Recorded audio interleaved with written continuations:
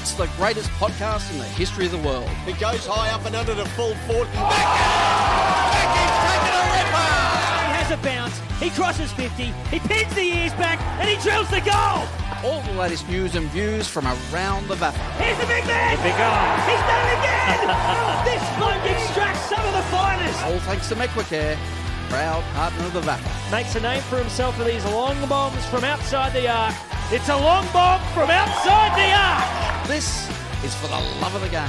You can tweet that and hashtag it bloody good. Hello and welcome along to For the Love of the Game, thanks to MECWACARE, serving Victorians with aplomb since 1959. Jason Bennett alongside Paddy Grindlay and Matthew Donald. And you can tick a plom off your bingo card. Yeah, Paddy, I got it away in the one. first sentence. First 15 seconds of the podcast and my head's already spinning. Hello, Jason Bennett. Hello, Matthew Donald. A pleasure to be alongside the pair of you this afternoon, Matty. And you, Paddy and Jason. And what a wonderful weekend of football it was. We had some great football, some great results, and a couple of curveballs as well, which we love at this time of the year. It shakes things up as we approach finals. And it has set the scene for a blockbuster round 15 across a couple of particular sections, including Prem Men's, which we will get into right now. And we'll start with one of the headline acts of the weekend. It was Old Zaverians once again. They landed a savage blow to Old Scotch's premiership defence.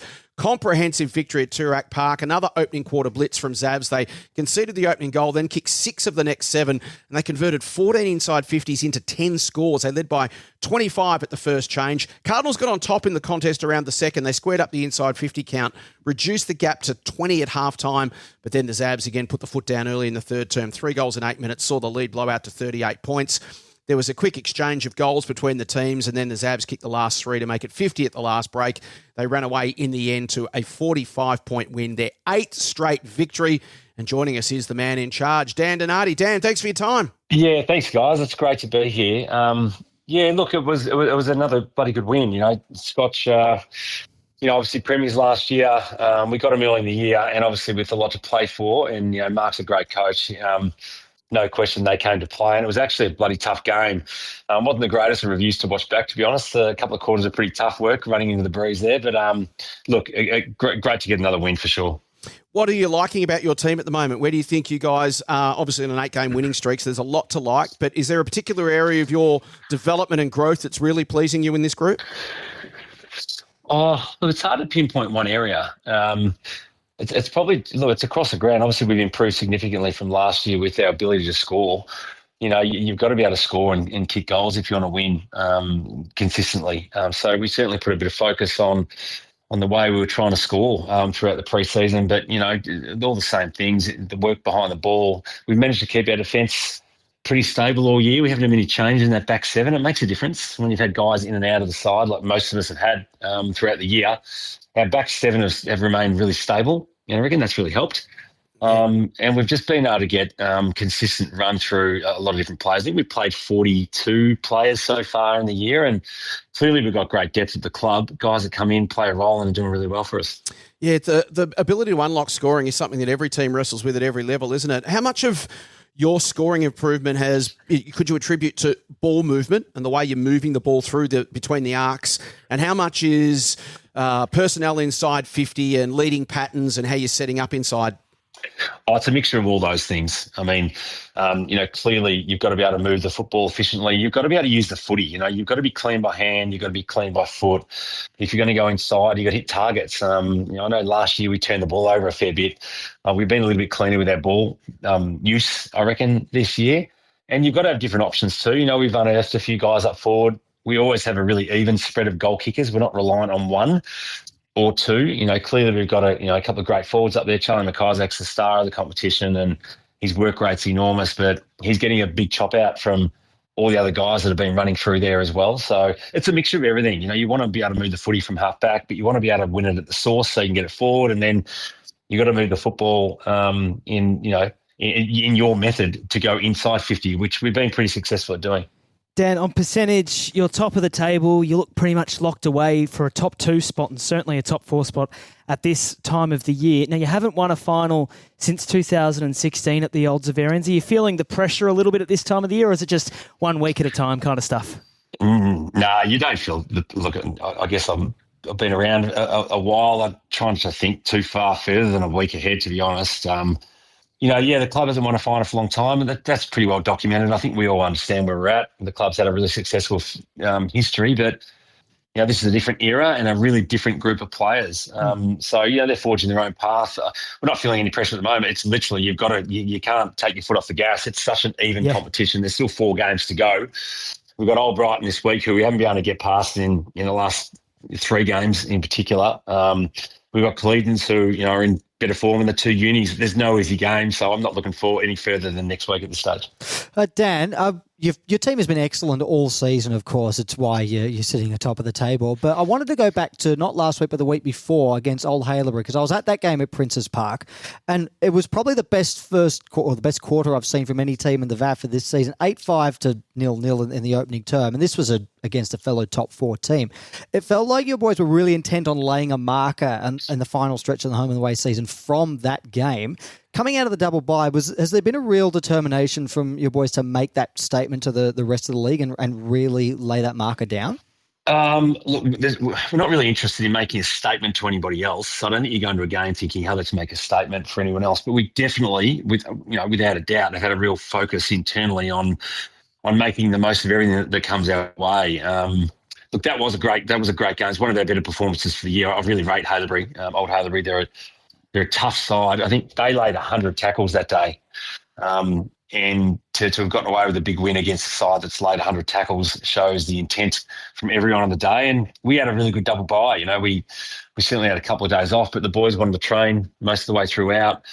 We had a pretty good listing that day. Certainly not all the guys available, but they were certainly ready to play well. I knew we'd play well. I wasn't quite sure we were going to play that well, to be honest. It was a really good game, but it's the same thing. I think this group have got a little bit to prove themselves. We haven't won anything yet. We haven't won a final in 10 years. So they're ticking off 1 week at a time, and I'm trying to keep them level-headed because whilst I'm really pleased to be where we're at the moment, I do realise that the real stuff's still to come. As a coaching staff, Dan, what mode are you in at the moment? Are you still tinkering with the game plan, adding layers to the game plan, still educating players, or are you more in fine-tune mode now, identifying areas that you want to improve between now and September and focusing on those? Probably more the latter. We've been pretty happy with the way we play, but we learn every game. Like on the weekend, having reviewed that one, we'll take a bit of learning out of that. I thought Old Scots were really good in areas that we know they're really good at. We know they move the ball really well. Their uncontested mark game is first class. Our ability to shut that down at times was good, and at other times it wasn't. So I think you're always learning about every game you play. It'll open up some kind of a deficiency in your own team that you try to learn from. That's how I sort of approach these things. And you want to focus on the stuff that you've been working on at training that's working too. So, look, we'll tinker with stuff. We certainly haven't got our full list on the park yet either, and there'll be guys that will get opportunities the next month to hopefully put their best foot forward. And first and foremost, we want to secure a spot in the 4, and we can do that in the next week or two. And if we're lucky enough to get the double chance, then we can adjust as we go. Speaking of changes to the lineup, we saw that Sam Fisher came off injured with what looked to be a hamstring injury on the weekend. What's the latest with Sam? Yeah, look, we didn't get good news with Sammy, unfortunately. He went in for scans yesterday and unfortunately has a tendon injury, and that'll be his season done, unfortunately. So really bad news for Sam. These things will get out anyway, so I've got no problem talking about that here. He's a ripper. He's been such a great guy at our football club. Clearly one of the best players in the competition on the Woodrow last year, and he's really important to us. But I think he's missed 4 or 5 games for us this year already, but bloody shattering for him, to be quite honest. He's been so great since he's been down. He come down with me last year, and I'm really disappointed for him. But look, the boys will rally around him, and we've got a truckload of depth to be able to get opportunities into other guys. But, from Fisher's perspective, really disappointing that he's gone down. Speaking of the depth, who is knocking on the door? Either names that we do know or maybe names we don't. Oh, look, knocking the door. Look, we had on the weekend, I guess, out of the side, we've got 4 guys that played VFL on the weekend who have all qualified for us. That will all come in the next week or 2 or 3. So there's probably 4 or 5 spots. Sammy Ralph has been away, and you'd expect him to come into the side as well. And our 2s, who have just been outstanding all year, they haven't lost a game, and just continue to play well every week. So I could go through all of them, to be quite honest. But Benny Andrews has come back. He's played the last couple in the reserves, obviously played a lot of senior footy last year. Trying to get himself in some good nick. Tommy McRae's been injured most of the year. I'm hoping he can walk in and get a bit of a kick this week in the 2s. And and put his claim forward. We've had Teddy Kennedy, who played a game the other week. He's been great up forward in the twos. We debuted a guy called McCutch last year, played 3 games for us, and he's been playing some great footy across half-back in the twos as well, applying a heap of pressure. We had to bring in Hamish Bowen for his first game of the weekend because we lost Jack Whitehead in the warm-up. So he'd been knocking the door down and got his opportunity because one of the guys did a quad in the warm-up. So I think he was halfway through his first beer and we had to give him a call, mate. We needed to come and play for us. So he'd play 8 quarters for us on the weekend. So, look, there are a heap of guys, to be honest, knocking the door. Charlie Holmes is playing great footy, as he's done all year in the twos. So I could go on, to be honest. They've been extraordinary. They haven't lost a game. So there's always plenty of pressure at Zavs, and that's really helped us this year, to be honest. Yeah, and then you throw in the likes of VFL players Sterling Phipps-Parsons, Nick Guiney, Jed Fennelly, Jack O'Sullivan, Alex Spraley didn't play on the weekend. Depth is certainly not an issue that Dan has to deal with, Matty. No, absolutely not. Quite the opposite, Dan. You've got an issue trying to squeeze them all into the team, I guess.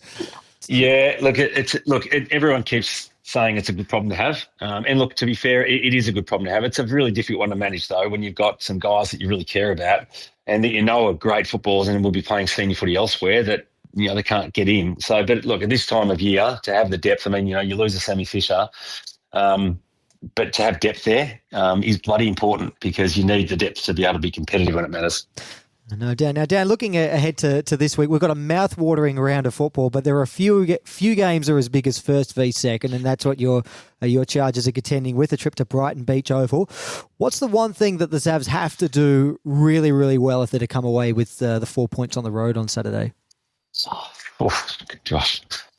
What's the one thing? We'll need to do more than one thing really well to come over the 4 points. That's for sure. Give us the whiteboard. Give us the whiteboard bullet points, then, Dan. What are the few things that'll be on your list?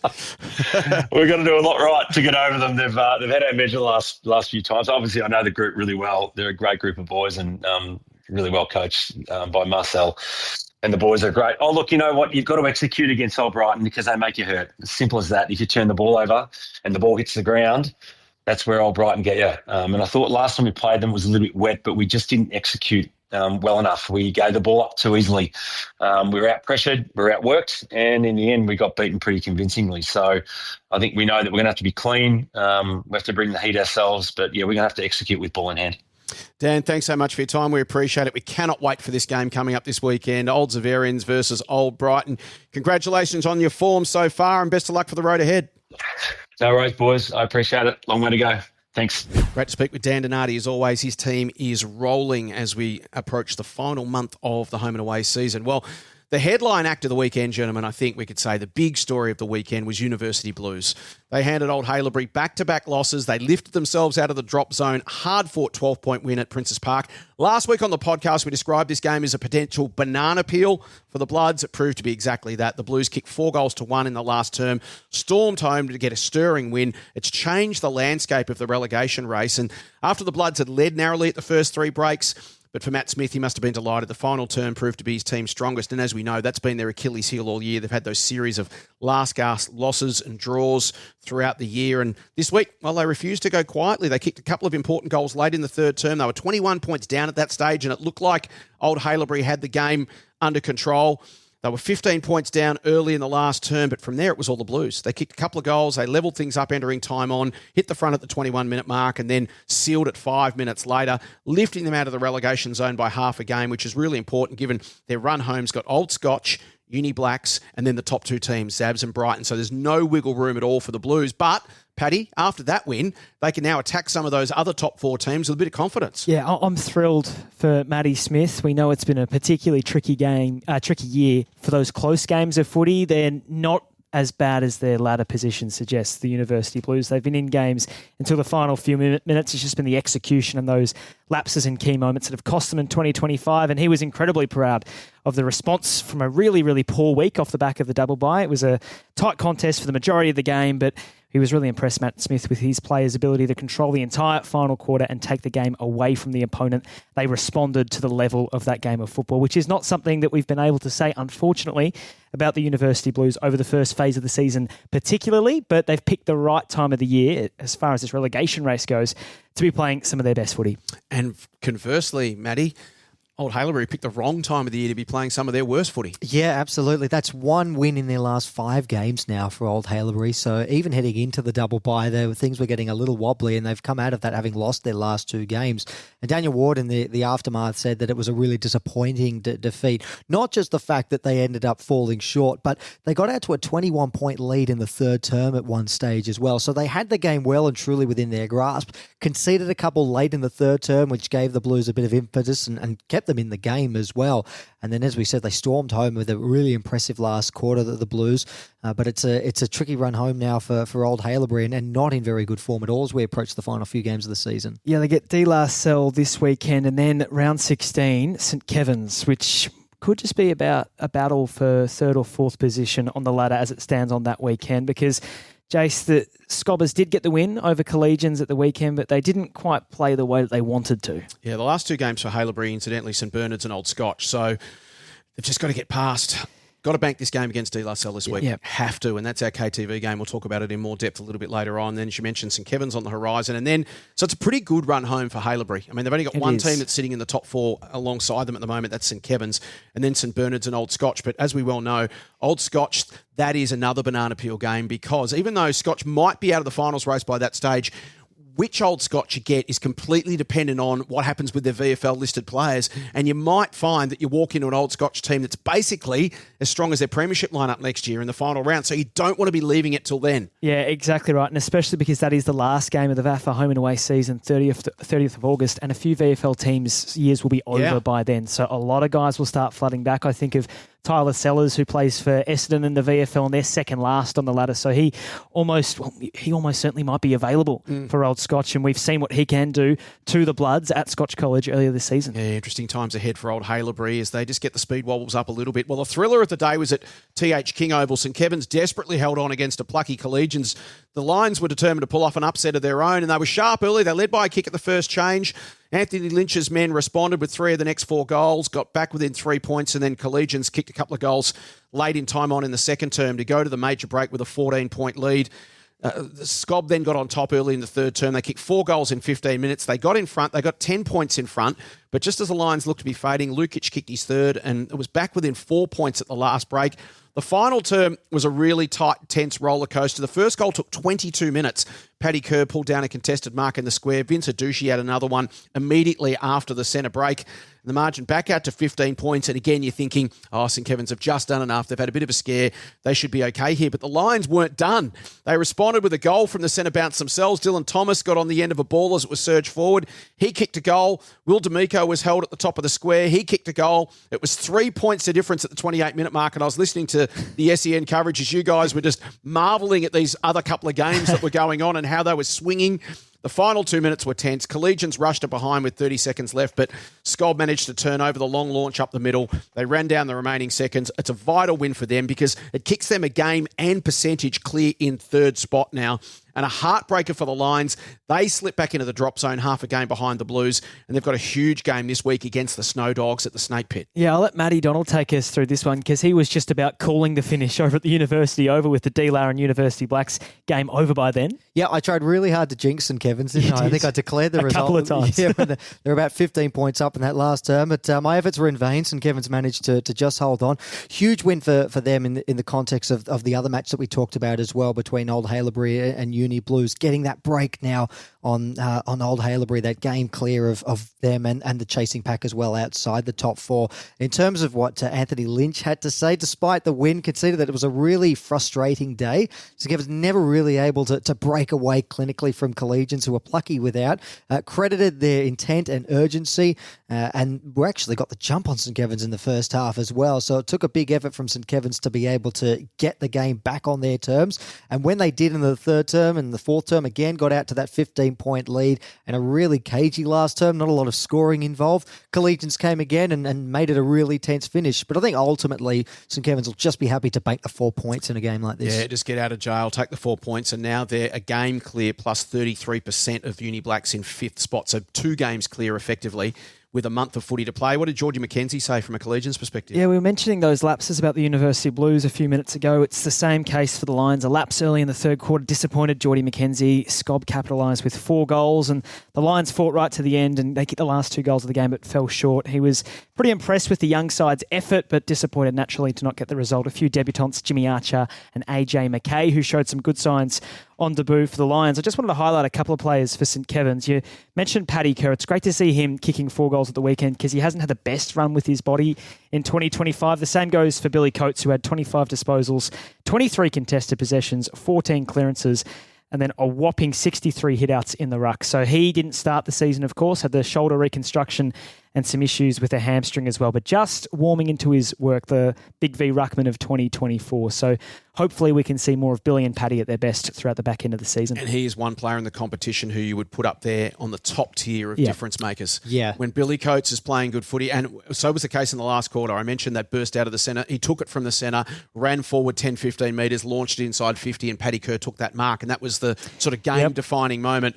Billy Coates, if he's up and firing come September, that's another wrinkle for the likes of Zabs and Brighton to have to deal with. Yeah, he's probably a top 3 ruckman in the competition, I'd say, Matty. I was going to say they're probably 2 of their most important players there. Their ruckman coach who's been outstanding for so long, and their main man up forward, Paddy Kerr. And they've had to manage most of the season without the 2 of them firing on all cylinders. But if they can get those 2 up and running ahead of September, they're going to be a very dangerous prospect, St Kevin's. Yeah, they're a game clear in third at the moment. They get the Blacks, the Bloods, Dealer and St Bernard's to finish out the year. So not a particularly tricky run home based on what the ladder says right now. Relatively comfortable compared to others around them, that's for sure. Well, last year's minor premiers, Old Brighton, made a statement over the weekend. They had a thumping win over St Bernard's at Brighton Beach Oval. They didn't have it all their own way, though. The Snow Dogs had the better of the inside battle early. They led by a couple of points at the first break. The home team grabbed the initiative with a couple of goals to begin the second term. Snow Dogs responded again, and then a couple of goals late in the second quarter gave Old Brighton a 19-point lead at halftime. They got it back to 13 points to the Snow Dogs early in the third term. Luke Delizio was held in the goal square in the opening seconds, but really from there, the Tunners has put their foot down. They took control. They dominated clearances and ground balls, 20 inside 50s to 6 in the third term. They kicked 4 of the next 5 goals and put the game to bed. Basically, they led by 43 at the last change and went on for a 71-point win in the end. They really did put the foot down in the last quarter. They had 13 inside 50s and they kicked 6-5. So it was going in there and they were scoring. So it was an important result for them too, Paddy, because it closes a percentage gap between the 2 top teams who meet this week to less than 8%. So that's 71-point win. Very, very handy for the Tunners. What did Marcel Bruin have to say? Yeah, quick game of footy, this one. And Soupy Bruin was pretty impressed with how St Bernard's were efficient out of the stoppage and then applied a lot of pressure when they didn't have the ball. We know that's Steve Alessio's side's bread and butter around the football. So, you know, Old Brighton, they like to try and find their runners past the footy. They've got those great inside guys, but also the sweeping runners. I think of guys like Geordie Seagar and Finn Campielli. And as the game progressed, the Tunners got on top with their ball movement and were able to feed their forwards. Josh Carr and Sam Littis made their debuts as well.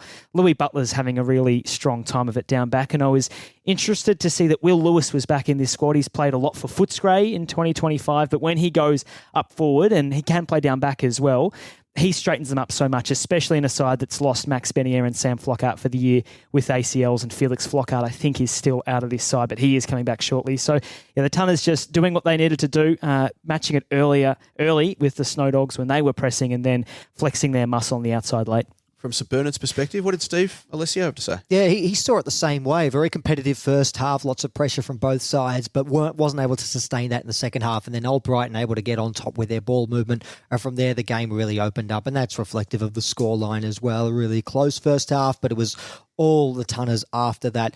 Not much time for dwelling, though, for Steve Alessio and his Chargers, because there's a really challenging final few weeks ahead for them for the rest of the season. It's going to be a roller coaster ride for a lot of clubs he alluded to as well. Injury, the return of overseas players, the Tullamarine flu, the effects of that starting to wear off, and the availability of VFL players. So there's a number of ingredients going into a really crucial mixture here for a lot of teams, including the Snow Dogs. And they're still very much in the relegation race as well, and they've got a massive game this week against Collegians. The winner of that game can take a big breath. That's going to give them a bit of breathing space. You've got St Bernard's on 22, Uni Blues now on 20, Collegians on 18. So one game separating those 3 teams. Percentage not a great deal of difference, but if Collegians can get over the top of St Bernard's, they'll jump them on the ladder. But conversely, if St Bernard's win and go up to 26 points, they're in pretty good shape. And they kind of need to because their run home is Old Scotch, Old Haileybury and St Kevin's. It's a pretty tough last 3 weeks for the Snow Dogs. Yeah, the draws are an added wrinkle down the bottom of the ladder. St Bernard's, as you mentioned, they have the second worst percentage in top flight. So if Collegians were to beat them this weekend, they would go down to at least 8th, and then depending on what the Blues do with the extra draw. So they've got the 2-point advantage on St Bernard's and Collegians, the Blues. So it's a really complicated finish to the 2025 William Buck Premier Men's season. It's exciting, though, as we look at it. Goes. Nine of the 10 teams right now are either in the finals race or the relegation race, and I'm saying Old Scotch probably aren't. They're probably the ones in the middle that are safe from relegation, and they're 2 games plus percentage out of the top 4, which isn't impossible, but they probably need to close a game up before we start talking about them as being genuine finals contenders again. But the silver lining in terms of the context of the season, that Old Scotch are the real wild card. They are. If they get there, no one wants to play them. No, I mean, depending on which Old Scotch turn up, they can ruin people's days or they can do a massive favour for some other clubs. So they're definitely one to watch. And they definitely won't be riding off their season, but just right now you'd be saying the odds are against them at 2 games plus 10%. Not impossible, but they'll need everything to go right, not only just for them, but for everyone else around them as well. You gentlemen were at the final game of the weekend. University Blacks took another step towards final footy with a hard-fought 37-point win over De La Salle at Melbourne Uni.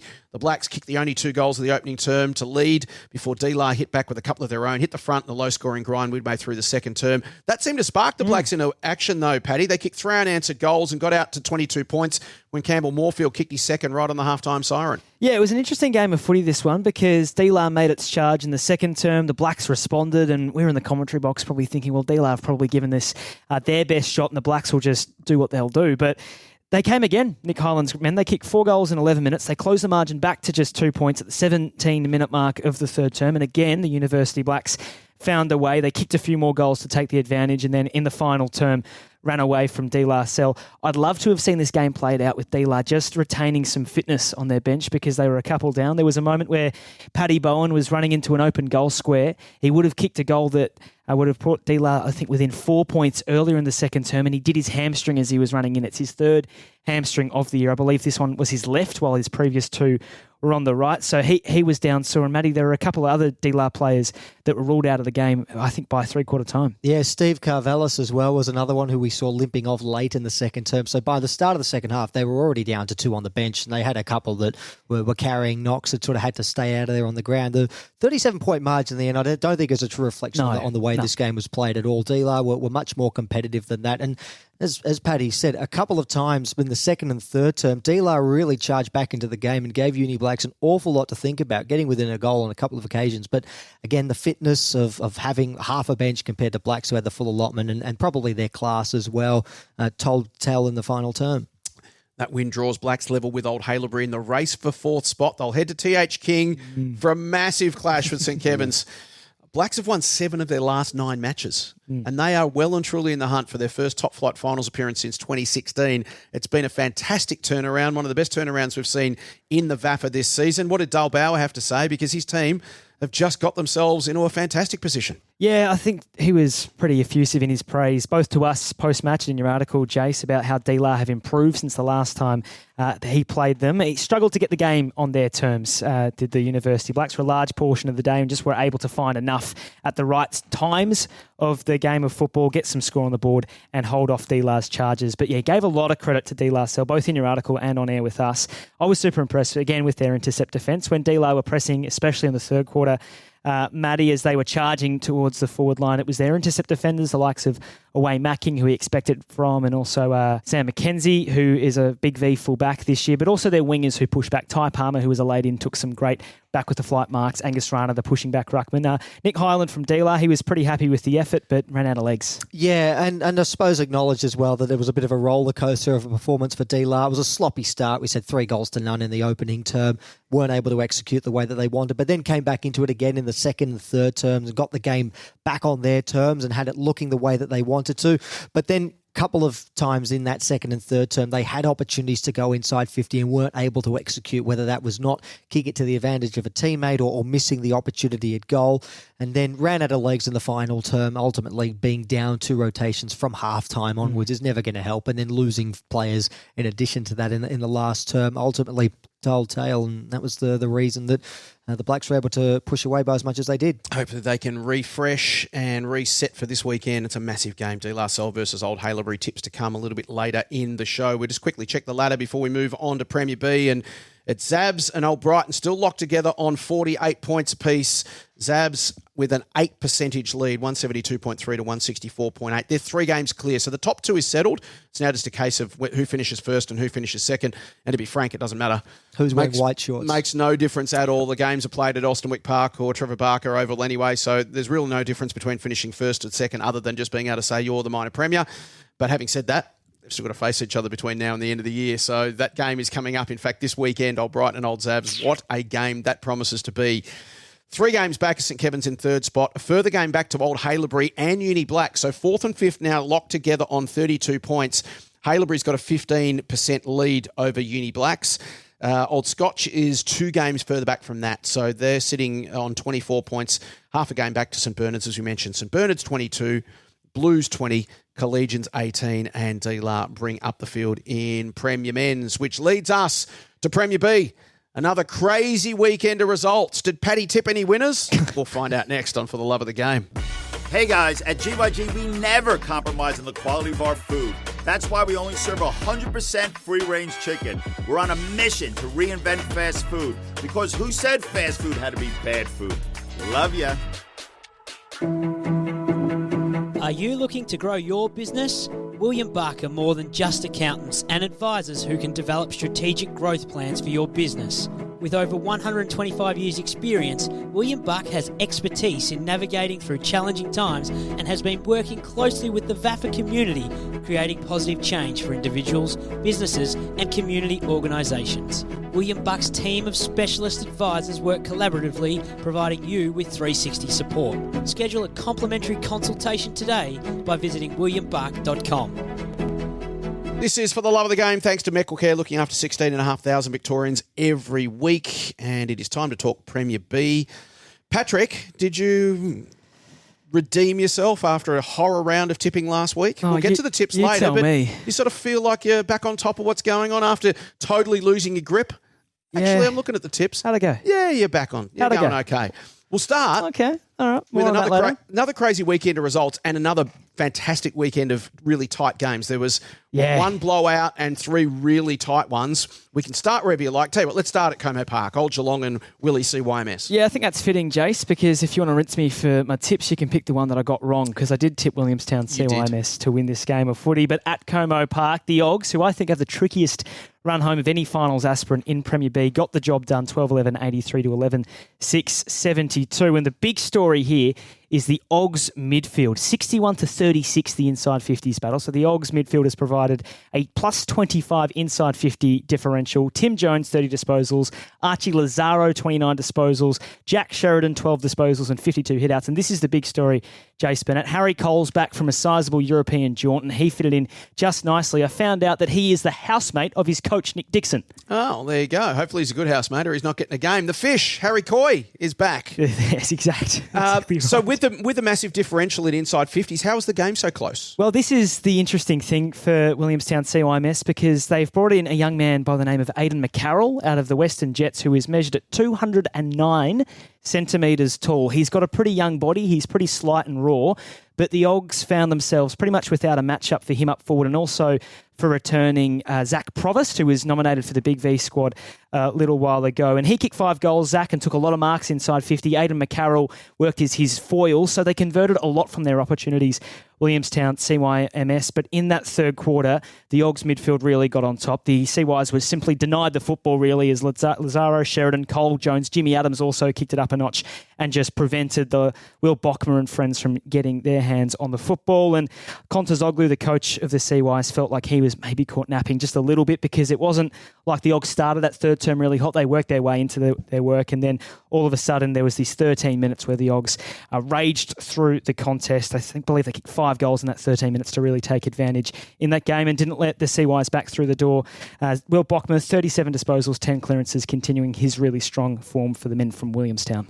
Caulfield Grammarians and Old Carey, we flagged last week when we spoke to Paul Sadler as being just a critical game. We knew it was going to be a beauty, and sure enough it was. 10-point win in the end to the Caulfield Grammarians. Yeah, interesting chat this with Paul Sadlerley. He felt that they were the worst team, the Fields, for 3 quarters and then kicked all 3 of the final quarter goals to come back to win by 10 points over the Panthers. It's interesting that only once since round 5 have the Fields conceded a score of more than 70, and in that game against Fitzroy back in round 11, they won anyway. So the defensive work's been really strong, and it's a guy by the name of Oscar Roberts who's been key to that. He had 31 disposals and 8 intercept marks in that game of footy. Dylan Ting has kicked 11 goals over his last 4 games. He kicked another 3 goals. Sadlerley describes him as a bit of a unicorn. He's really good in the air for not necessarily a huge guy, but his ground level work is just as good. Kane Watt also made his debut. Another tall guy who we're talking about, 12 games for the Sandy Dragons this year, kicked 2 goals. Paul Sadlerley puts him at 205 centimetres, although officially he is measured under 2 metres tall. As a fellow short man, Paul Sadlerley and I, we do get confused with these ruckman types. Giving him an extra 6 centimetres. Yeah, exactly. So it was Old Geelong 12-11-83 defeating Williamstown 11-6-72. Caulfield 9-16-70 defeating Old Carey 8-12-60. And then we turn our attention to Chelsworth Park. Old Ivanhoe 10-7-67 defeating Old Camberwell 8-11-59. Yeah, the story here was another ex-AFL player for the Hoers, David Cunningham, who's good mates with Alex Murkoff, who's been in the ruck all year. Both former Carlton for Old teammates. Ivanhoe, exactly. Good mates at Carlton, and at the opening centre bounce, it was like the Carlton VFL days. It was Murkoff down to Cunningham, out through the middle of the ground, and Lucas Agrotis got on the end of things and kicked the first goal of the day. And you thought at that point, oh boy, this might be a red-letter day for Old Ivanhoe. But to the Wellers' credit, they kept on fighting back into the game. They were able to arrest momentum after the Hoers kicked the first 4 of the first 5 goals of the proceeding, and they kept on coming at Old Ivanhoe. This is a story between these two clubs that's been going on for pretty much Jared Geeshan's entire existence as the coach of this football club over his 8 years of coaching. Late goals through Alex Murkoff and Charlie Nash, though, enough for the Hoers just to put the foot on the accelerator a little bit more and skip clear of the Wellers. 67-59 winners. They remain atop the ladder, 1 game and just 4% clear of Old Trinity, also with another win at the weekend. It was a thriller, the Old Trinity game here at Elstonwick Park. It was Old Trinity 11-13-79, defeating Old Melburnians 10-10-70. The T's in the end by 9 points. Yeah, they remain 2 games clear inside the top 2. I really feel for Nathan Brown and his OMs. I was looking through their record across the season. This game was their 6th of the season that was decided by 13 points or fewer, and they are 0-6 in those games. So that pretty much decides their season.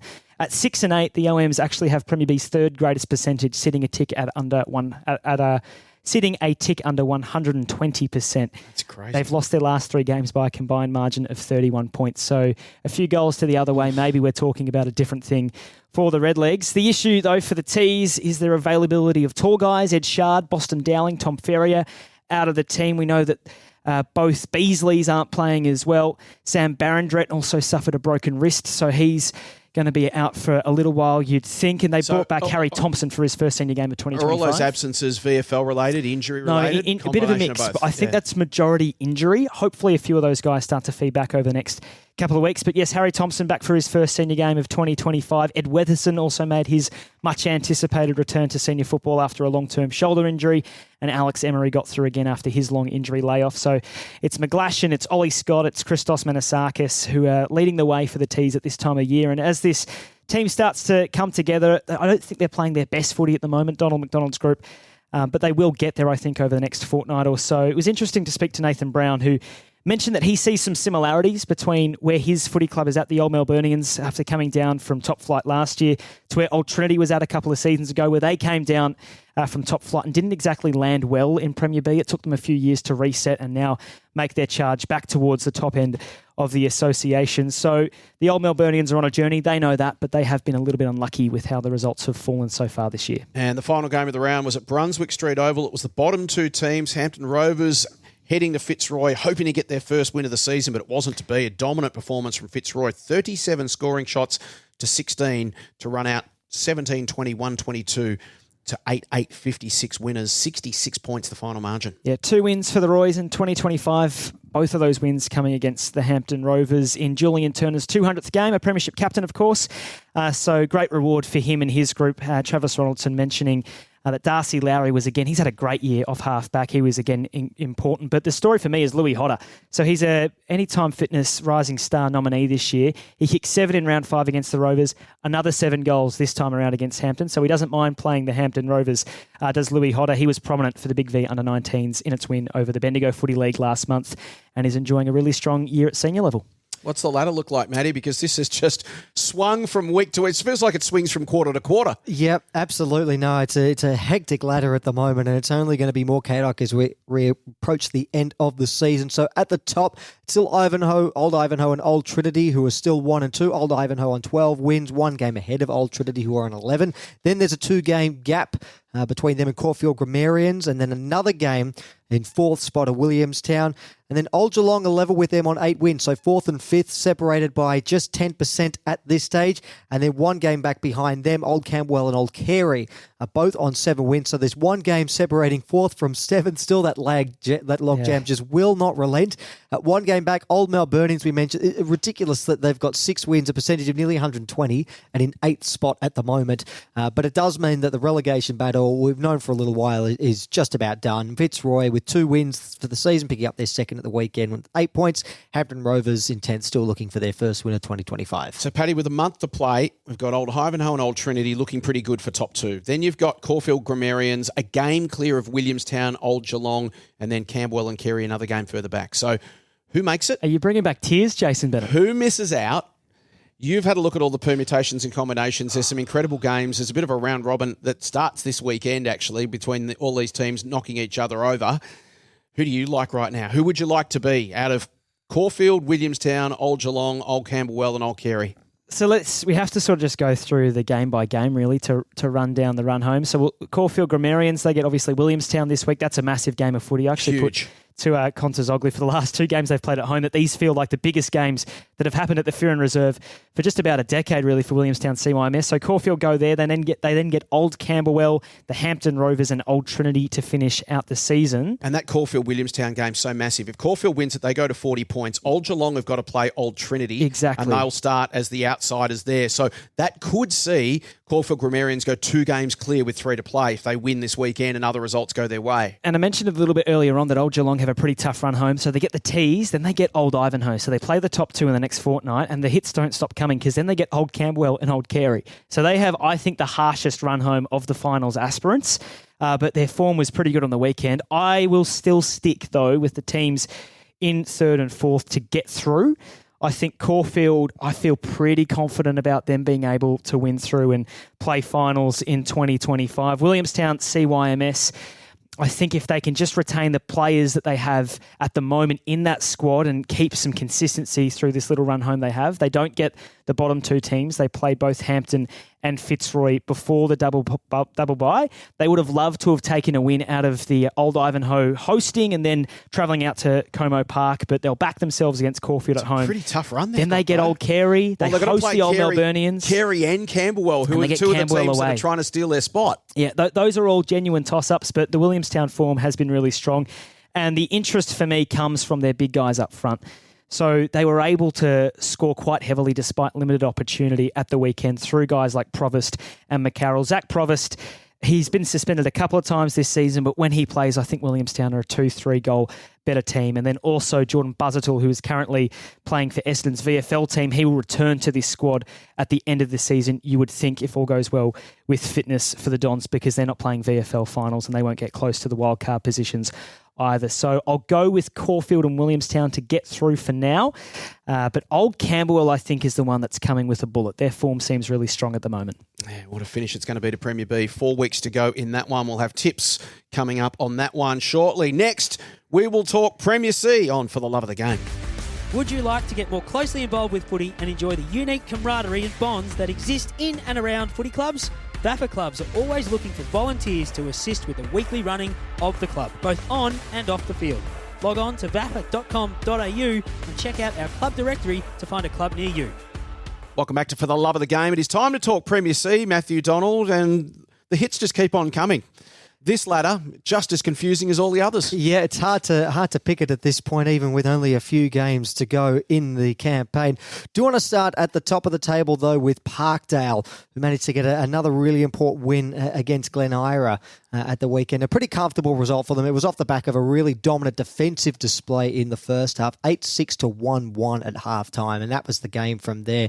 And it was pretty much goal for goal after that point. It was 7-5 after the main break. But Parkdale did all the damage in the first half, coasting home with a pretty comfortable win in the end, 15-13, 103 to 6-9-45. And then in the other results, a big game for Ajax. And again, they also kept Parkside to a very low score. Parkside managing just 1 goal to 3-quarter time. They did get their second goal in the last term. But again, the damage was done by Ajax. 10 goals to 3-quarter time for them. They kicked 9 in the final term. So it was a big percentage booster for them, a 108-point victory in the end, 19-13, 127 to Parkside, 2-7-19. Turning our attention now to Pegs and St Bede's Mentone, and this was a really interesting game as well. So it was Pegs in the first half, a 5-2 opening term, setting up a 20-point lead for the hosts at the main break. St Bede's picked it back, pardon the pun, in the second term, closed the gap to 5 points at the main break. But then it was St Bede's after that who managed to storm away. It was 7-3 in the second half, and St Bede's coming away with a big win, a 27-point victory for them, 15-16, 106 to 12-7, 79. And a massive win because it makes it the 3-game difference now between St Bede's in 4th and Pegs in 5th. So that little breakaway from St Bede's Mentone, well, that could prove to be absolutely decisive in the final run to September. Yeah, we've got a clear gap now between the top 4 and the rest as things stand. In terms of the rest of the round's results, Marcelin coming from behind at 3-quarter time to get a big win against Mazenod. They trailed by 11 points at the final change, but then 4-6 to 1 goal straight in the final term. So could have been an even bigger turnaround. Marcelin 8-17-65.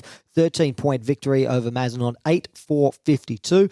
And the final game of the round, Beau Morris, speaking of big results, 12-16, 88 to 3-1-19. So that was a big win again there, a 69-point victory there for Beau Morris, who maintained the gap on Ajax and St Bede's Mentone in that race for the top 4, Jace. Yeah, Parkdale sit at 13-1. They're a game clear of Beau Morris, who are second, and they're a game clear of Ajax and St Bede's Mentone. So right now, Parkdale and Beau Morris first and second, 1 game back to Ajax and St Bede's Mentone. Ajax and Beau Morris only 17%, when I say only, compared to St Bede's is sitting down at 124, so they're 70% behind. So the race for second right now, you would think, is between Beau Morris, Ajax and St Bede's, with Parkdale a game clear. Pegs then 3 games back, so as Matty, you mentioned, the race for the top 4 looks to be just about run and won for season 2025. Then you've got Glen Ira, Old McKinnon. All eyes then turn to, they're on 5 wins at 20 points. And then the relegation race, there's 3 teams trying to avoid that 9th spot. Marcelin on 16 at 68.1, Mazenod on 12 at 75.5, Parkside on 12 at 58.6, and then Paran yet to win a game. So Glen Ira not quite out of the woods yet, but they are 2 games plus percentage clear of the drop zone. Right now you think it's a race between Marcelin, Mazenod and Parkside to avoid that second relegation spot. And geez, that's a really important win for Marcelin over Mazenod to come back. Yeah, because now they get the extra 4 points and their percentage at 68 is worse than Mazenod's at 75.5. So yeah, really enticing relegation battle here in Premier Seat. Yeah, they might look back at that game on the weekend and say that was the bit that either kept us up or cost us dearly at the end of the season. That's it for the Premier Divisions. Next, we will talk divisional football with Brayden May and our special guest, Canterbury coach, Steve Brown. Hey guys, at GYG, we never compromise on the quality of our food. That's why we only serve 100% free-range chicken. We're on a mission to reinvent fast food, because who said fast food had to be bad food? Love ya. Welcome back to For the Love of the Game. It's time to talk divisional footy. And you can't spell divisional footy without Brayden May. I mean, I'm sure that's technically not correct, but you know what I'm saying. Brayden, welcome. Hello, guys. How are we? Final footy is almost here, and oh my God, isn't it getting exciting? Yes, it is. Let's start with Division 1 men's. We're going to start with the race for the double chance, Brayden. It looks like it might be down to, 2 spots and a race in 3. Old Peninsula and Kew now looking like they're going to settle the battle for second spot, with Ormond well and truly clear of the field. Yeah, I think that's the best way to look at it. Obviously, stranger things have happened to end the season, but Old Peninsula kind of opened that gap up, especially on 4th place Preston Bull Ants on the weekend with a pretty comfortable win in the end of it. They ran away with it late, but it was a really tight game of footy for most of the day. And then Old Peninsula, just with that bit of firepower, Bailey Pays, Brendan Dunn, the playing coach, kicking a few, and they've jumped ahead and sit second with a pretty healthy percentage. So it'll be very interesting to see how that plays out. Yeah, so it's Ormond 15 and zip. Old Peninsula now at 48, 149.7. A game clear of Q, 44 and 146.53. So just 3% between those two and a game in favour of Peninsula. And then, as you mentioned, the Bull Ants now 2 games back from second spot, plus 32%. So effectively 3 games back with 3 to play. Let's talk about the other end of the ladder then, the relegation race. Braden, every result so critical, particularly when it's a win going your way, and that was Monash. They fired at the right time. Yeah, 100%. They did probably their best performance on the season, especially on the scoreboard. A 76-point win over Brunswick, a side that I remember I predicted to be right in premiership contention at the start of the season. And it's taken them 2 games clear of the relegation zone of Derry in 9th and then Elstonwick, who hold up the foot of the ladder. So that's massive. Like this young group, they've lost a lot of key players over the summer that we've spoken about a lot, but it looks like they're all finally starting to come together. They've played that 15, 16 game mark now together, and it does take time to build that chemistry. The experienced leaders like James Flett were key. He was best on ground. Braden Fellows kicked 3 as well. It's really exciting for Monash, and I think the key thing is they're going to hold their place in this division. They can really build with Andrew Batten as their coach next year. Yeah, it's a fantastic effort. It's their first win since round 9, and since then they've copped a few pastings. They've had to play against the best teams in the competition. They lost to Old Peninsula by 57, the Bull Ants by 43, Therry by 16 in a result that at the time, I remember us saying, Braden, that's a really bad result for Monash, and that drops them into the relegation zone.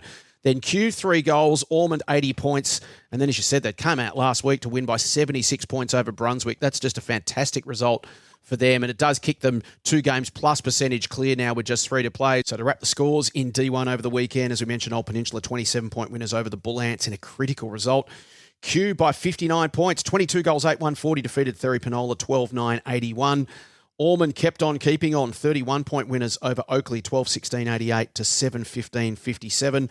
We mentioned Monash, massive win for them, 76 points, 18-9-1-17 to 5-11-41. And the final game of the weekend, UHSVU, 42-point winners over Elstonwick, 16-22, 118, defeating the Wicks, 12-4-76. Ormond on top. They will finish top. They're 3 games plus percentage clear of Old Peninsula in second on 48. A game back to Q, 44. Another game back to Preston at 40. Then 2 games back to Oakley. Not a great deal of percentage, 5 and a bit %, but a lot for Oakley to make up in the final 2 rounds. They'd need everything to go right and everything to go wrong for the Bull Ants. Then it's Brunswick, UHSVU. They're safe in the middle of the ladder. And then Monash, as we mentioned, now 2 games clear of Therry plus percentage, and Elstonwick at the bottom of the table on 4 points. BRAYDEN May, on to Division 2, and how lucky is Clay Tate? His side, St Mary's Salesian, they've won their last 4. They're back on top of the ladder after getting the best of the old Yarra Cobras at the weekend, and Clay gets the write-up in the Herald Sun from your good self. Tell me all about St Mary's Salesian, please. So this is a bit of a long-term thing. So Clay's been in charge for 3 years now, and I guess that's a really good period of time to implement what you want to do, build your structures, build your game plan. So they've obviously not played some final footy the last 2 years. So he was telling me that when he jumped on board, he said to the club, look, I'm going to put a game plan in place, and there is going to be some days where we're going to have a heavy loss. We're going to concede some big scores. But he said at the end of the day, in 12 to 18 months' time or 24 months' time, when these guys know the game plan, know it inside and out, know how to execute it against the best and worst sides, it's going to hold us in good stead. And they've gone and done that against an older Yarra Cobras side that he has so much respect for. He was just telling me, he goes, if we don't defend well against this side, they will just break you open with their foot skills. And they brought a relentless pressure that allowed them to get on top and took the Cobras game style away from that they wanted to get on the bigger ground as well. So St Mary's Salesian obviously usually play on a bit of a smaller ground. So this bigger ground, and hopefully the bigger grounds come finals will suit them. So St Mary's Salesian atop the ladder after that win over the old Yarra Cobras. But if you look at the rest of the top 4, Braden, MHSOB currently holding 4th spot, but just 1 win decides 4th from 7th. It's a really close run thing in Division 2. Yeah, this could go absolutely anywhere. I was trying to put it together this morning, just the run home and everything. Like, for example, you got the Unicorns. They'll play South Melbourne Districts, who are hot on their tails this weekend.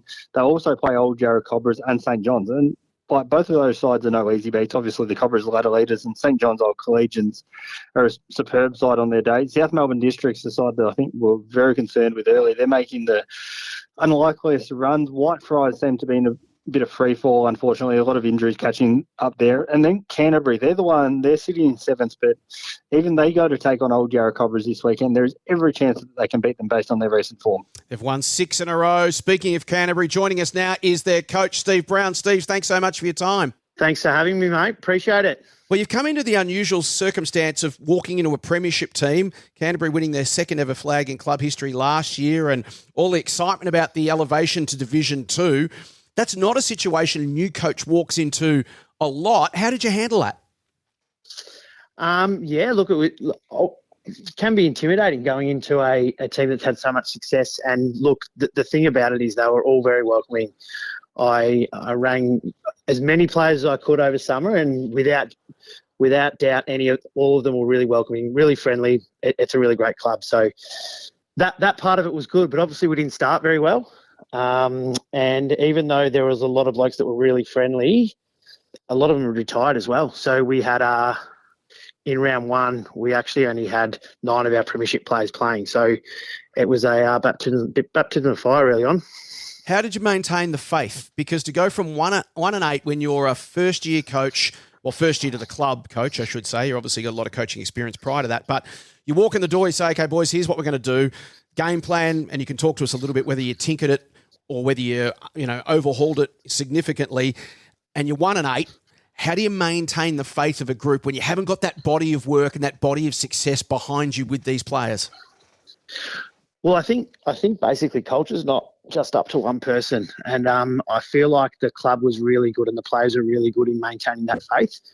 It was pretty easy, I suppose, given that I just said we had 13 debutants in round one, and at the end of the game we played against St Mary's in round one, who are now on top of the ladder. I think we were 20 points up halfway through the second quarter. So we started really well, and our ball movement was good, but just the continuous pattern of play we weren't up to. And at the end of the game, I said to the players, which one of you blokes, I know we've got a lot of new blokes at the footy club, but we also had a lot of blokes that hadn't played footy the year before. So yes, we had 13 debutants, but we also had 8 blokes that didn't play the year before. So there was always going to be a steep improvement. I was hoping it might happen a little bit quicker than it did, as to wait for round 9. But when I talk about culture, we've got some really good leaders around the place, and we all stayed really positive.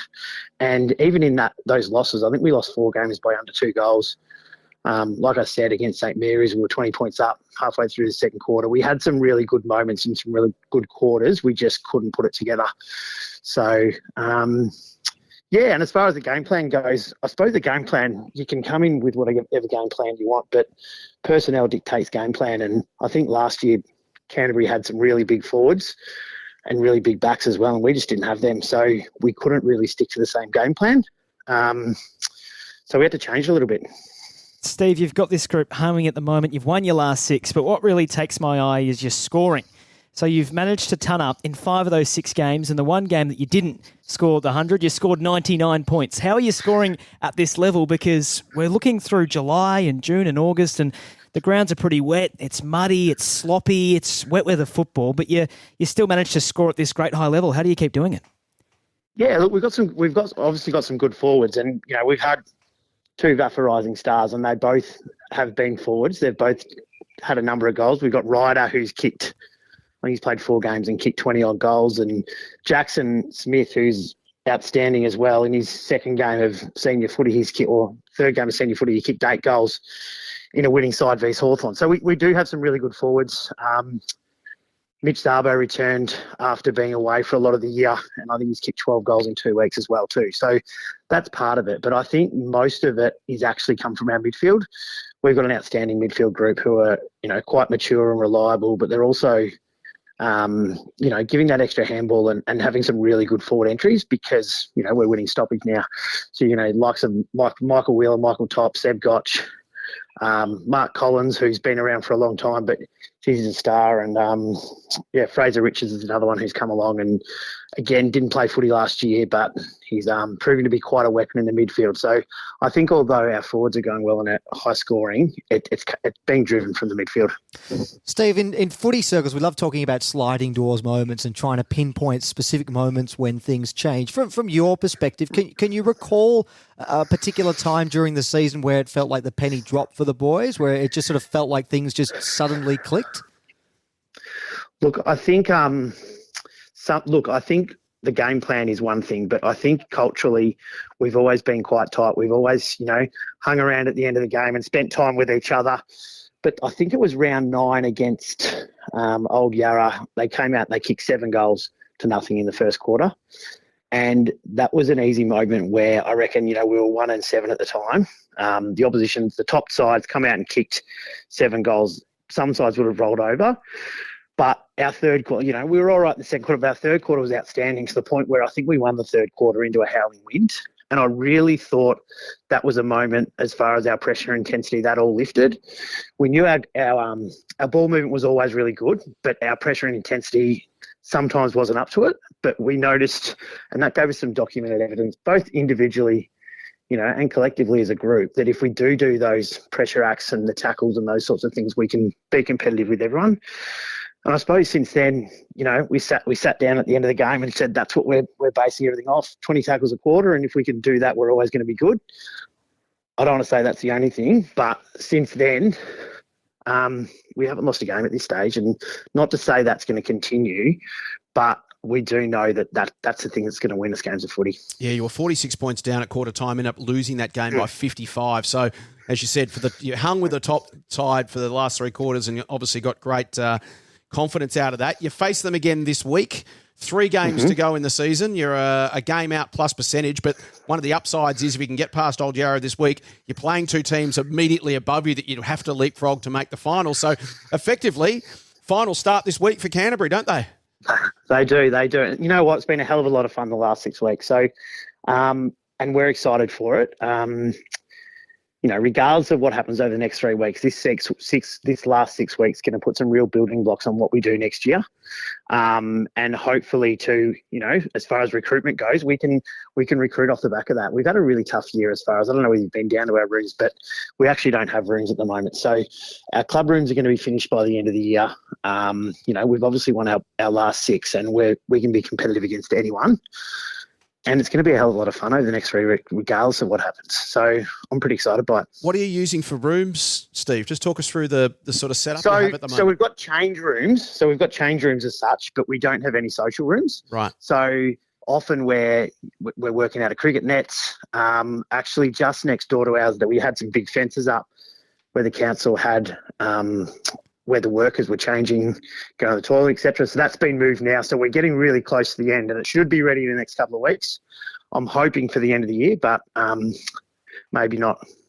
Those sort of situations can build resilience. I remember Werribee in the VFL 5 or 6 years ago had a similar situation where they were homeless for a year, basically because the grandstand was getting built, so they didn't have any rooms. They were getting changed and shipping containers, all sorts of stuff. And I remember when they then won the flag, 2 years later, they harked back to that year that they did it really tough. Yeah. And he said that just built grit and resilience amongst the group. So everything after that just felt so much easier because they'd managed to get through this period together where things were so tough. They had that shared experience of, oh, God, remember when we were getting changed, it was pouring rain and we had nowhere to do this and nowhere to do that. And it built them as a group. It added to the character and the shared experience of the group. So you never know, that might be the silver lining. From a big picture perspective here, how much of your week or how much of your address and your focus to the players now is a 3-week block as opposed to just going out and getting the job done one contest and 1 quarter of a time this week? We've coined this last sort of 6 to 9 weeks the revenge tour. It's great. It's been pretty easy. It's been pretty easy because we did lose to pretty much everyone on the first 9. And the revenge tour now only has 3 more stops. And that's the way we're looking at, 1 stop at a time. That's brilliant. We play Old Yarra this week. And look, we do put up our improvement each week. And there's been a lot of it. I think we've had a couple of 90-point turnarounds, or West Brunswick might have even been somewhere around 130, where they beat us by 90 points and we beat them by 5 goals. So, yeah. We've been showing a lot of improvement, and we're lucky for that. We just want to keep showing that improvement every time we roll up. So the Revenge Tour has got 3 more stops and then hopefully a few more afterwards, but at the moment it's one at a time. Who's stoking this fire of vengeance? Is this player-driven, Steve, or is this a whole club that's sort of riding this? The whole club, the girls are on board as well too. I don't know whether you've seen our women's posts as well. They've actually improved over the last 5 weeks as well, and I think they can just sneak into finals if they win this week. So it's been a whole club thing, and a hell of a lot of fun, to be honest. And although winning's great, also just checking all the posts and what we do afterwards with this Revenge Tour has been good over the last few weeks. So we're going to keep that up. Kicking backsides and taking names, Jason Bennett. Kicking backsides and taking names. Fantastic. And you've just hit upon the key to it all, Steve, which is it's been fun, right? I mean, that's what it's supposed to be. And I can hear it in your voice. It's not so much fun when you're 1-8, but then when things do turn your way, it can be genuinely fun, can't it? Yeah, it can. And also, too, it makes those 1-8 even more fun as far as you look back and what happened and you say, gosh, we've improved. And remember when we were sitting here and all those sorts of things. But look, there's no secret to success. I turned up to training last Thursday a little bit earlier than I normally do. Michael Top was running around the oval. He did a PB for his 5K. Wow. Just before training, and he's 32. So, like it's no. Wow. There's no surprise that he's probably had one of the best 6 weeks I've seen in footy. He's working and that's saying hard. something too, given his history at the footy club, 14 years. Yeah. I mean, he played a really high level of cricket as well too. Like he's one of the best leaders I've seen, but most importantly, he's one of the most beautiful people I've ever met too. So seeing him have that success is fantastic. But yeah, no secret to it, obviously. Steve, you're one of the great stories of the VAFA. We've really been enjoying watching you guys and your progress over the last couple of months. Best of luck for the next 3 weeks, and thanks for your time today. All right, you guys can get on the Revenge Tour too if you want. Yeah, why not? I got a few names I want to tick off. No worries. Have a good day, guys. Well, it's great to catch up with Steve Brown, and yes, we look forward to this weekend and the run home for Canterbury. They are one of the stories of the VAFA at the moment, from 1-8 to 7-8, just quite incredible. Paddy, give us a run around the grounds for the rest of the scores from D2 over the weekend. Yeah, so as we mentioned a little bit earlier on, St Mary's Salesian by 23 points over the Old Yarra Cobras. West Brunswick did it easy over Hawthorn by 78 points. MHSOB, as Braden alluded to before we spoke to Steve, 71-point victors over Whitefriars, and South Melbourne District's 23-point winners over Aquinas. And then Div 3, gents, a fascinating weekend. All eyes were on Bennett's Wood Reserve, a top 4 spot. And Wattle Park, Braden, made a big statement at the weekend. Yeah, got a 46-point win over Powerhouse, and now they sit out just side that top 2 in the double chance on percentage. Sam Davis, Jordan rode up really impressive in the win. Zach Kearns was a name that I wasn't really familiar with. He's played actually most of the season in the Animals development side, and he's come in and he's hit 3 in his 3rd senior game of the season. And the result allowed North Brunswick, the Bulls, they now sit on top of the ladder, and it is all to play for with the double chance. We all know how important that top 2 spot is because you're only 1 game away from promotion. Yeah, and you just mentioned North Brunswick, with a big win, taking advantage of the opportunity there that was presented to them at the weekend. And then the other one there, Braden, was at St James's Park for Richmond Central, who've consolidated their spot in the top 4 with a big win as well. Yeah, they had a massive win, and I think the key thing was that we spoke a couple of weeks ago about Albert Park, and I might have actually put a bit of a mocker on them, but they've slipped now 2 games back. The penultimate game of the season was meant to be Richmond Central and Albert Park, which we thought might decide 4th place, but that 2-game gap plus percentage, it looks like it's going to be that the top 4 is set in Division 3 with Richmond Central set to take that place. They'll play Eli Park this weekend, who they should beat pretty comfortably. And then looking at the rest of the results over the course of the weekend in Div 3, it was Box Hill who won against Albert Park by 3 points. Chadstone with a big 106-point win over Ely Park. North Brunswick, we mentioned, reclaimed top spot with a 44-point win over Latrobe. Richmond Central continued to push their buffer in the top 4 with a 73-point win over Swinburne University. And then that top of the story, the big story, Wattle Park, 46-point win over Powerhouse. As we turn our attention then to the ladder, and it is a 3-way tie in first spot. North Brunswick, Powerhouse and Wattle Park all on 12 wins, separated only by percentage.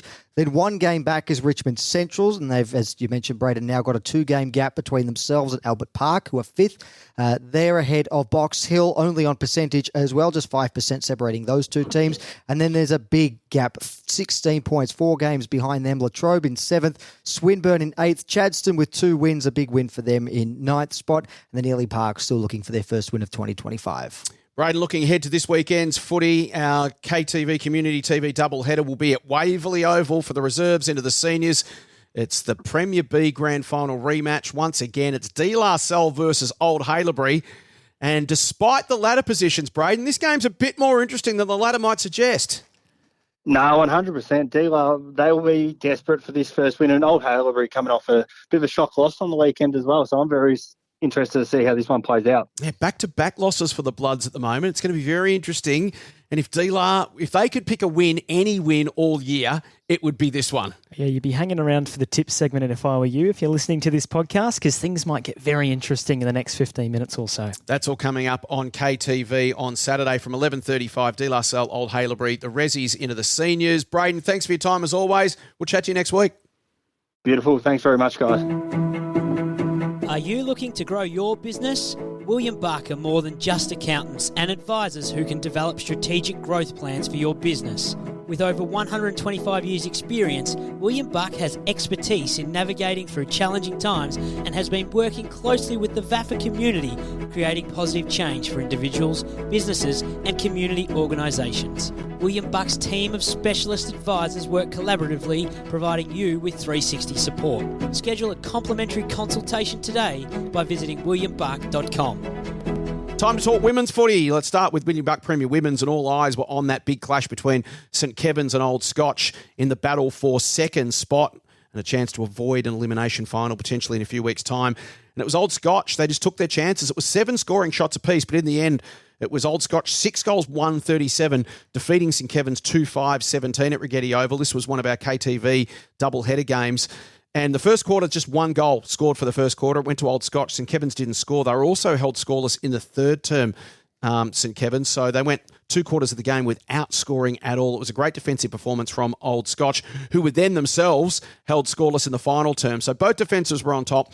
Both offences struggled to string together enough meaningful possession to get into regular scoring positions. But when they did, Old Scotch took advantage. 6-1-37, defeated St Kevin's 2-5-17 in a critical win.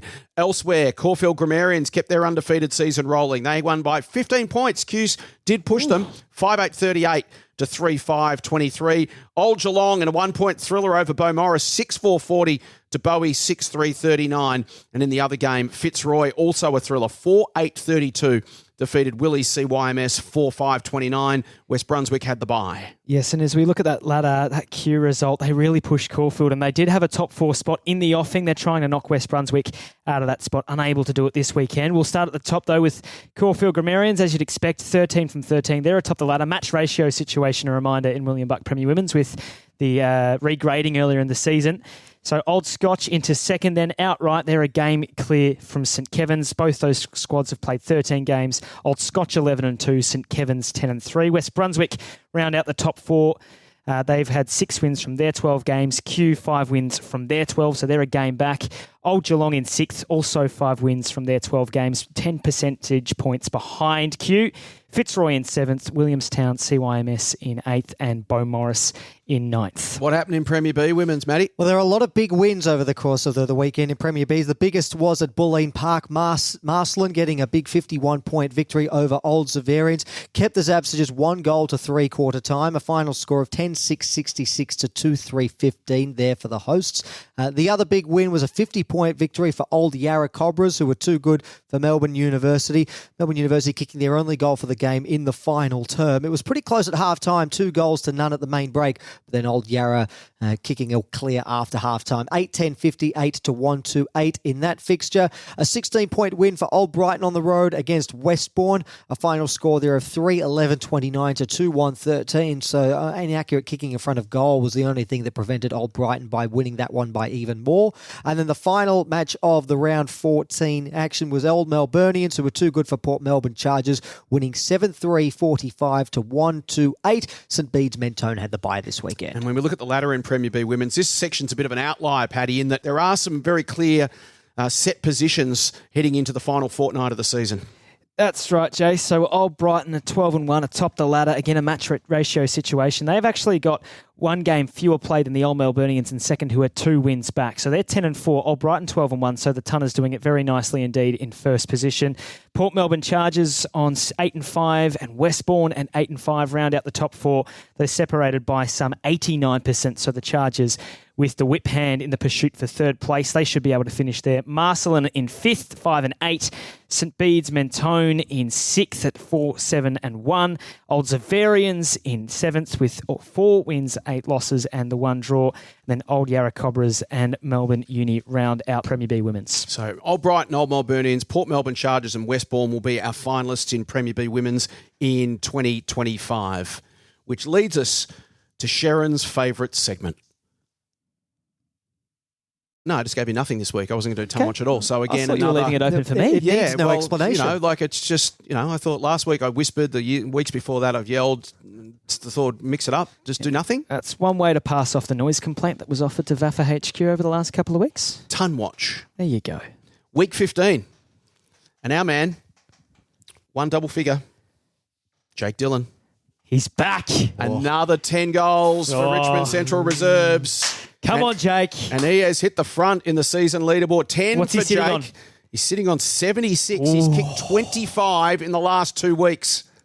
If he does that in the next 2 weeks... Where are they playing next week? He is tunning up. Where are they playing? So 10 for Jake Dillon, Richmond Centrals. 9 for Jordan Hessline from Parkdale Vultures Reserves. Now, Jordan's kicked 22 in 2 weeks. So he's on fire as well. 8 to Will Lewis, we mentioned his impact at Old Brighton. 8 to Will Young, St Kevin's under-19s. 8 to Billy Kakaransis from De La Salle under-19s. 8 to Matt David from North Brunswick Seniors. And 8 to Mitch Zabo from Canterbury Seniors. They were the big bags of the weekend. And in the women's competition, 6 goals to Brooke Tazinski from Caulfield Grammarians Reserves. That was the highest for the women's comp over the weekend. 5 to Jocelyn Hurley from Elstonwick Seniors, and 5 also to Nadia Conti and Esther Bowles from the Fitzroy Reserves. They kicked 5 apiece. Which brings us to our season leaderboard. On 76, after kicking 10 for the weekend, is Jake Dillon. 25 in 2 weeks. A quick note on Jake Dillon. So I've just checked this week he plays Ely Park. Oh, could be fill-up time. Earlier in the season, back in round 8, Richmond Central won by 139 points at Kevin Bartlett Reserve.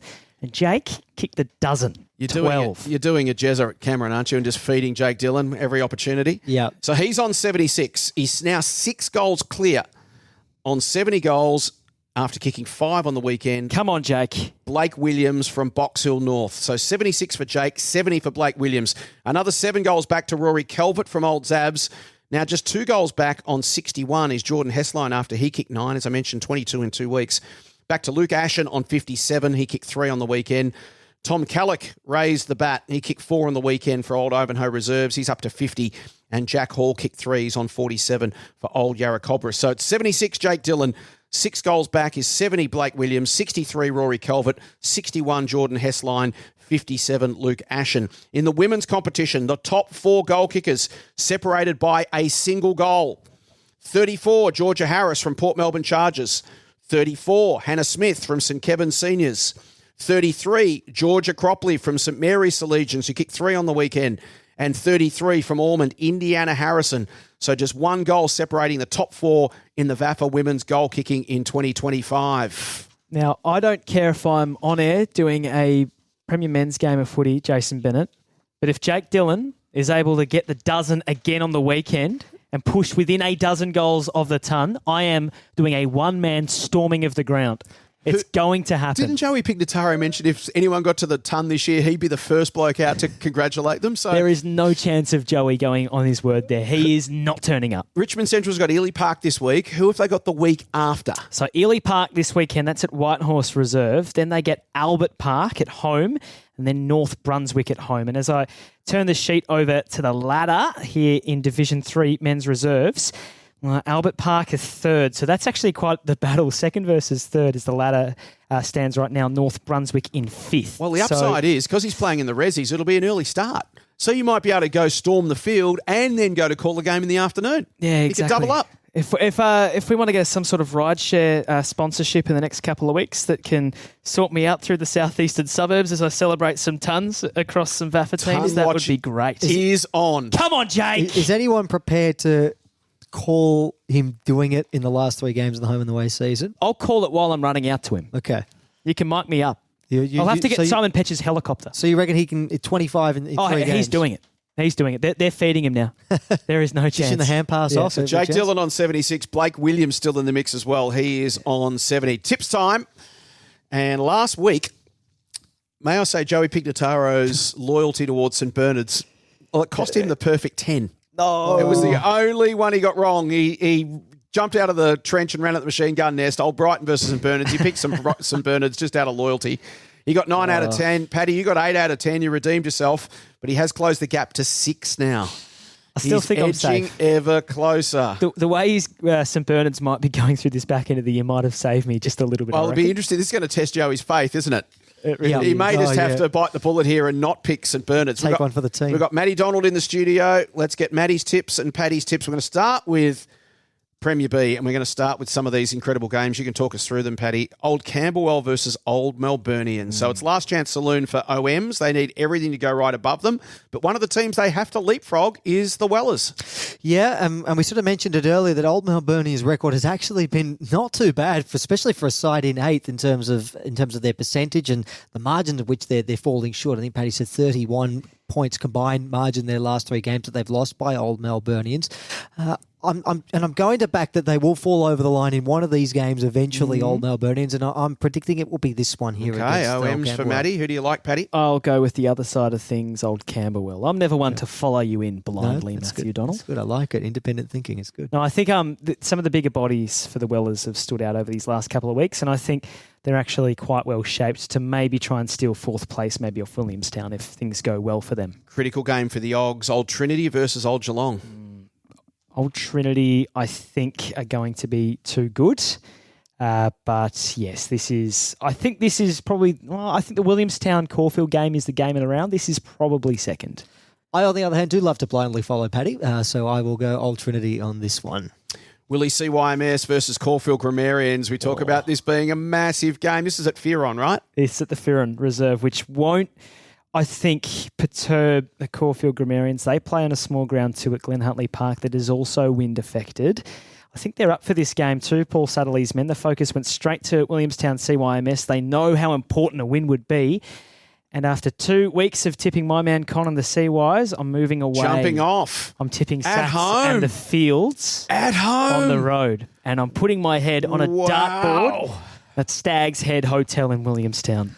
Oh, I mean, talk about 8-point games. This is about as really big as it can get. Well, I'm going to go the opposite way. I'm going to back the hosts, Paddy. It's a good opportunity here for me to go a bit different to you, not follow. So I'm going with Williamstown here. Hampton Rovers and Old Carey. Old Carey for me. Yeah, Old Carey. And the final game of the round, Fitzroy versus Old Ivanhoe. That will be Old Ivanhoe for me, although Fitzroy's form has been good. So this isn't a guaranteed victory by any stretch of the imagination, despite Fitzroy's record. It is always hard to go past the ladder leaders, particularly against a side that is second from bottom, so I'll be going with Old Ivanhoe here.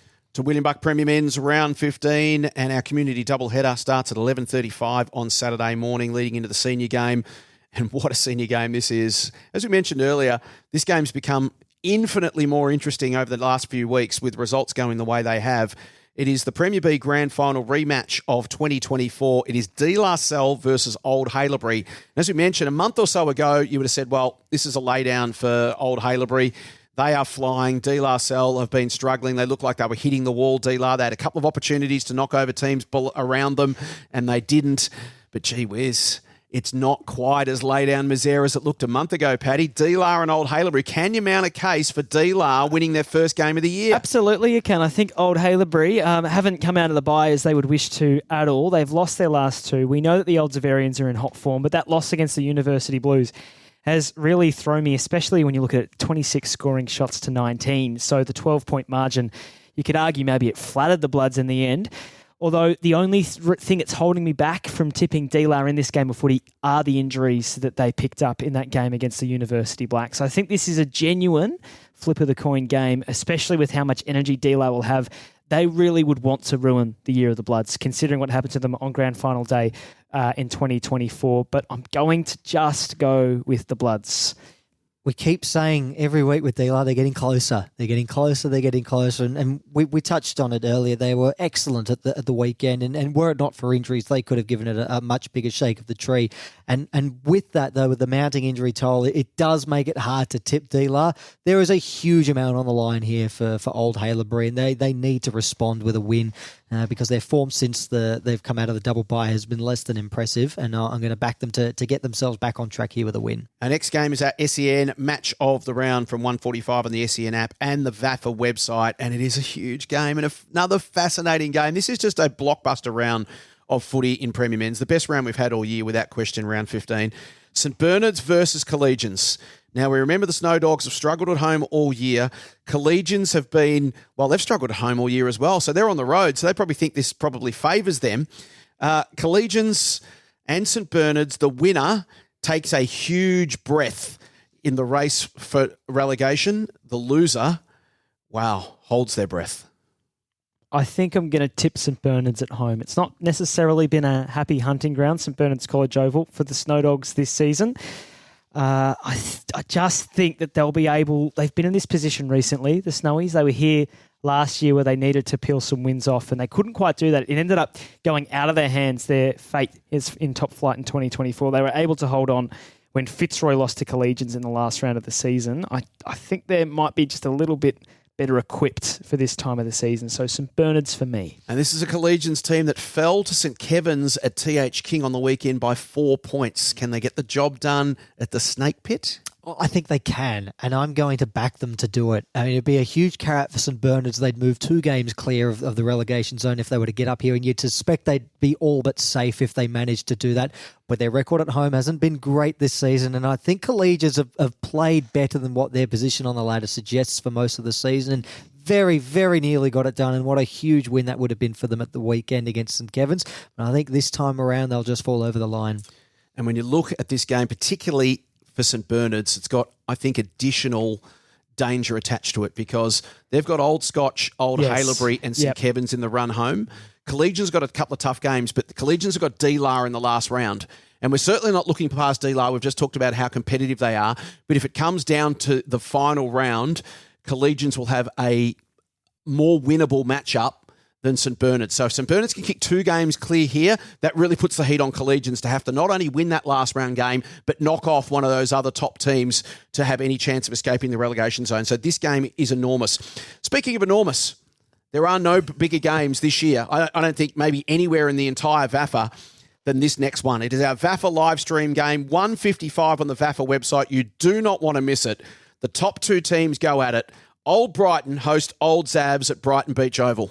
Now, we know Old Brighton haven't lost at Brighton Beach Oval since round 17 of 2023. We know Old Zabs are on a massive tear at the moment. How do you separate these 2 teams? Well, the injury to Sam Fisher does come into my thinking here a little bit for the Zabs. We know that Old Brighton are a couple down. They have been winning without him, though. This is a ground, though, that the Tunners play so well.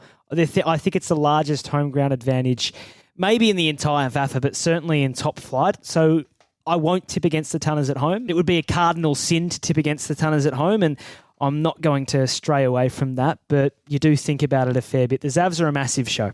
If any team is equipped to end Old Brighton's run at home at Fortress Brighton, Matty, it's Old Zabs. Can they get that job done?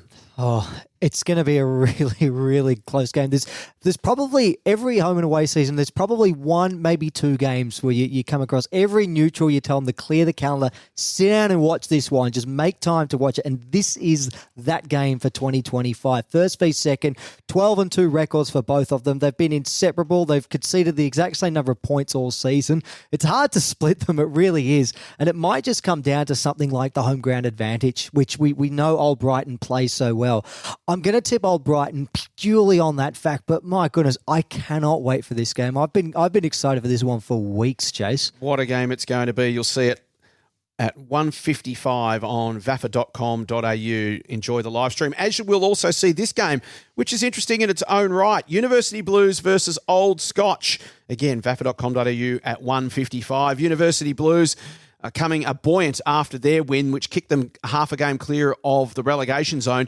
And given St Bernard's play Collegians this week, one of those teams presumably is going to lose. We can't say definitely, given all the draws at the bottom of the ladder this year. But St Bernard's and Collegians, should one of those teams lose, and St Bernard's and University Blues rather win this game over Old Scotch, that would be huge for their chances of avoiding relegation when they were really looking down the barrel a couple of weeks ago. And for Old Scotch, well, we said it last week and we'll say it again, it's kind of last chance saloon. They're 2 games plus 10%. They simply have to win this and then hope everything else goes their way. Can they win, or will it be the Blues with another banana peel? This is a genuine 50-50. I'm going to go with Scotch and trust Scotch on a large ground to be able to play their best brand of footy. Oh, this is a massive game of football. I think this is... if Scotch don't win this game of football, I think you can call their year done. Definitely. I think it's almost mathematically possible, but almost impossible. Yeah, once we start using the M word, it becomes really difficult to qualify for finals. Well, Uni Blues, they if they wanted to avoid relegation, they just needed to find an out-of-the-box win, and they did that last week, and they were very impressive in that performance last week. Can they do it again? I don't think so. I don't think this week. I'm going to go with Old Scotch. Both sides very unpredictable, so it's hard to really get a read on both of them. But I think there's much more on the line for the reigning premiers, Old Scotch. And if they want to make finals, it's got to be now. They've got to get it done this week. Well, I did promise this was a blockbuster round 15. Every single game we've said has been massive because they all are. They're all either related directly to the finals race or the relegation race. And just so many great matchups. And this last one, no exception. St Kevin's sitting in 3rd, Uni Blacks sitting in 5th, 1 game behind them. Blacks have been as hot as just about anyone outside the top 2 over the last couple of months. And St Kevin's, well, St Kevin's are St Kevin's. They turn up every year and they're always there in the mix. St Kevin's and Uni Blacks at TH King. I'm going to go with St Kevin's. I think they'll just be a little bit too good on this occasion for the Blacks, although... a little bit of trauma perhaps, because the last time these two teams played, it was the Blacks with the 3 goals in the last 5 minutes of the game in the final term. Joel Ernest from the right half forward flank. The heartbreaker for the Scobbers. They'll be out for some revenge, I think. Around the grounds is going to be chaotic this week. It's going to be crazy this week. Going to be hard to know where to look. St Kevin's, I think I'm going to go with as well. Good to see as well Billy Coates and Paddy Kerr back in form, 2 crucial players for them. And if they can continue on sort of form they showed last week, they're going to be a hard team to beat from now until season's end. I'll back St Kevin's. Phenomenal round of William Buck Premier Men's coming up. 4 of the 5 games have got live coverage. Community TV doubleheader from 11:35. De La Salle versus Old Haileybury. VAFA.com and the SEN app at 1:45 for St Bernard's and Collegians. VAFA live stream at 1:55. Old Brighton and Old Zaverians. What a game that promises to be. And our live stream also 1:55. Uni Blues versus Old Scotch. St Kevin's and Uni Blacks to finish. Gentlemen, that is about as good as it gets. Yeah, at this point in the season, so many 8-point games. They're all pretty much 8-point games this weekend, and the temperature's only going to rise between now and season's end. Can't wait to sink my teeth into this weekend. If you had to have an absolute certainty out of those 5 games, don't ask me that question. Who wins? Who's the absolute certainty out of those 5? Who's the lock of the week? I'm going to go St Kevin's at home, just because of what happened last time between them and the Blacks. I think that they will be really up for that game of footy. Everything else, it's exceptionally tricky to tip. Harder to pick than a broken nose, round 15 in William Buck Premier Men's. Who's your cert, Matty? Gee, I got away with it last week, didn't I, when I locked away St Kevin's? My certainty, Old Brighton. Wow. Yeah, I'm going to go big. I'm going to say Old Brighton. Against the top team on a massive winning streak. And the Zabs Mafia will be listening after Dan Donati early in the podcast of Matty Donald. That is a ballsy tip. We won't be seeing him at Turak Park. You will be. Hey, that's a smart tip. He's at Old Brighton this week. That's where he's gone. Old Matty Donald will be at Brighton Beach Oval. Enjoy what's going to be an unbelievable weekend of football, not only just in Premier Men's, but right up and down the VAFA. This has been For the Love of the Game, thanks to MECWACARE. We'll catch you again next week.